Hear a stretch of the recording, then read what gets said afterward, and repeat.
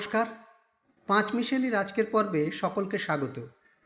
আজকের বিষয়, পাকিস্তান কি টুকরো টুকরো হয়ে যাবে? হ্যাঁ, এই প্রশ্নই এখন পাকিস্তানের ভেতরেও উঠতে শুরু করেছে। তার একটা জোরালো কারণও আছে। জাফর এক্সপ্রেস হাইজ্যাক করার ঘটনা এখন সারা বিশ্বের মানুষ জেনে গেছেন। জঙ্গিরা ট্রেনের অধিকাংশ যাত্রীদেরই মুক্তি দিয়েছে। উদ্ধার পাওয়া যাত্রীরা নিজেরাই সে কথা জানিয়েছেন। কিভাবে জঙ্গিদের হাত থেকে মুক্তি পেয়ে তাঁরা বেঁচে নিরাপদ জায়গায় আসতে পেরেছেন তাও তাঁরাই জানিয়েছেন। তাঁরা জানিয়েছেন, প্রথমেই এক ভয়ঙ্কর বিস্ফোরণ, তারপরেই প্রায় 1 ঘন্টা ধরে অবিশ্রাম গুলিবর্ষণ।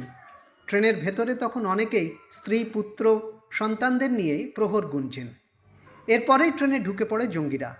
তারা জানায়, বৃদ্ধ, শিশু, নারী বা সাধারণ যাত্রীদের তাঁরা কিছু করবেন না, ছেড়ে দেবেন, কিন্তু ছাড় পাবেন না নিরাপত্তা কর্মীরা। এই বিবরণও কিন্তু উদ্ধার পাওয়া যাত্রীদের মুখ থেকেই শোনা। শেষ পর্যন্ত বেশিরভাগ যাত্রী নিরাপদে ফিরতে পেরেছেন। ঠিক কতজন উদ্ধার পেয়েছেন তা নিয়ে মতভেদ রয়েছে, তাই সেই সংখ্যাতত্ত্বে না গিয়ে ঘটনার কারণ খতিয়ে দেখা যেতে পারে। পাক প্রধানমন্ত্রী শাহবাজ শরীফের ঘনিষ্ঠ বলে পরিচিত রানা সানাউল্লাহ সম্প্রতি নিজেই বলেছিলেন, বালুচিস্তানের অবস্থা ভালো নয়। অবস্থা বলতে তিনি সেখানকার নিরাপত্তা পরিস্থিতির কথাই বোঝাতে চেয়েছিলেন। কোনো রকম রাগঢাক না করেই তিনি বলে দেন, জঙ্গি গোষ্ঠী ওই এলাকার নিয়ন্ত্রণ নেওয়ার চেষ্টা চালাচ্ছে। উল্লেখ করা দরকার, তিনি যখন এই কথা বলছেন তখন কিন্তু এই ট্রেন দখল করে নেওয়ার ঘটনা ঘটেনি। কি অদ্ভুত ব্যাপার, রানা সানাউল্লাহর কথা সত্যি প্রমাণ করে কয়েকদিনের মধ্যেই জঙ্গিরা একটা আস্ত ট্রেন হাইজ্যাক করে নেয়। সানাউল্লাহর কথা এটা প্রমাণ হয় যে পাকিস্তানের সর্বোচ্চ স্তরেও এই তথ্য জানা ছিল যে জঙ্গিরা যে কোনো মুহূর্তে হামলা চালাতে পারে। তাও কিন্তু পাক সামরিক বাহিনী সে আক্রমণ ঠেকাতে ব্যর্থ হয়। এটা প্রমাণ করে পাকিস্তানের সামরিক বাহিনী বা পুলিশি নিরাপত্তার ক্ষমতা কোন তলানিতে এসে ঠেকেছে। এই সামরিক শক্তি নিয়েই তারা কিন্তু লাগাতার ভারতকে বিভিন্ন ঘটনায় নিশানা করে আসছে। আজ নয়, সেই দেশভাগের পর থেকেই তারা এই কাজ করে চলেছে। সেই পাকিস্তানি এখন নিজেরাই শঙ্কিত দেশটাকে অটুট রাখতে পারবে কি না তা নিয়ে। সম্প্রতি বালুচ রাজি অজেউ সংঘর বা ব্রাস ঘোষণা করে তারা নিজেদের সংগঠন পুনর্গঠন করবে। তাদের এই ঘোষণা প্রকাশ হতেই পাকিস্তান বরাবরের মতো ভারতের দিকে অভিযোগের তীর ছুঁড়েছে। তারা বলছে, এই ধরনের জঙ্গি গোষ্ঠীকে ভারত টাকা পয়সা দিয়ে মদদ দিচ্ছে। তারা পাকিস্তানে অস্থিরতা তৈরির জন্য এসব করছে। এই ব্রাস সম্পর্কে একটু বিশদে জেনে নেওয়া যেতে পারে। এই ব্রাস মূলত জঙ্গি সংগঠন।